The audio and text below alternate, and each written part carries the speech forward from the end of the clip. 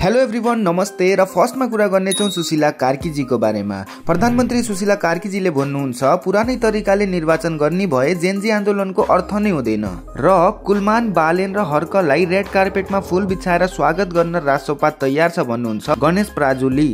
Next, चर्चित भारतीय commentator Aakash चोपडाले नेपाल प्रिमियम लिगमा कमेन्ट्री गर्ने भएका छन्। And Cristiano Ronaldo got his first red card for Portugal as his team lost the match with Ireland. र पोखरा एभेन्जर्सले न्युजिल्यान्डका क्रिकेटर जिमी निसमलाई अनुबन्धन गरेको छ। गत सिजनमा उनी डिफेन्डेड च्याम्पियन जनकपुर बोल्ट्समा थिए। अर्को खबर, भर्खरै एमाले छिरेकी रामकुमारी झाँक्री भन्छिन् जेनजी आन्दोलनमा भएको घटनाको सम्पूर्ण जिम्मा केपी ओली सरकारले लिनुपर्छ। र सूर्य थापा भन्छन्, प्रचण्ड, माधव, झलनाथ, भीम रावल लगायतको काम भनेको केपी ओलीलाई गाली गर्ने मात्र हो। नेक्स्ट, हिरासतबाट छुटेका डाक्टर निकोलस भुसालले भन्छन्, पक्राउ परेका जेनजीहरूलाई निलडाम हुने गरी कुटपिट गरिएको छ।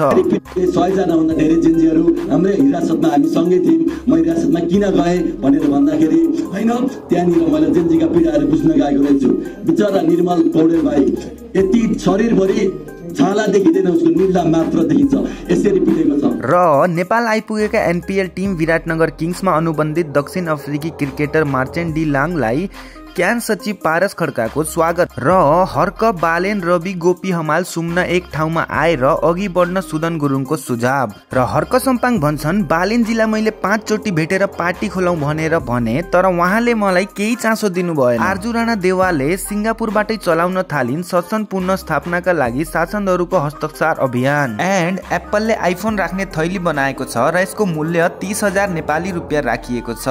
र गाइस, तपाईहरुले किन्ने हैन त। र आउँदै गरेको एनपीएल मा जेनेरेटर प्रयोग गरेर फ्लोड लाइट बालिने भएको छ। एन्ड गाइस, जेनजी मन्त्री बब्लु गुप्ताले पहिलाको सरकारले 5 वर्षमा गर्न नसकेको काम 1 महिनामै गरेर देखाइदिएका छन्। उनी मन्त्री भएर आएपछि नेपाल स्काउटमा भाडा नतिरी सरकारी जग्गा कब्जा गरिएको छ भन्ने थाहा पाएपछि त्यसपछि उनले भाडा उठाउनको लागि 1 हप्ताको समय दिएको थिए। हिजो समय सकियो तर भाडा आएन। त्यसपछि काठमाडौँ महानगरसँग मिलेर बिहानै भाले बाँच्न नपाउँदै डोजर लगेर ती जग्गामा बनेका घरहरू भत्काइदिए। र कब्जा गर्ने कम्पनी पनि सानो थिएन, त्यो कम्पनी नेपाली कांग्रेसका चर्चित नेता दीपक खड्काको थियो। र दुर्गा परसाईले बालेन शाहको परिवारमाथि आरोप लगाएकोमा माफी मागेको छ। र ओके गाइज, आजको लागि यति नै। भेटौँला नेक्स्ट अपडेटमा। तबसम्मको लागि च्यानललाई सब्स्क्राइब गरिदिनु होला।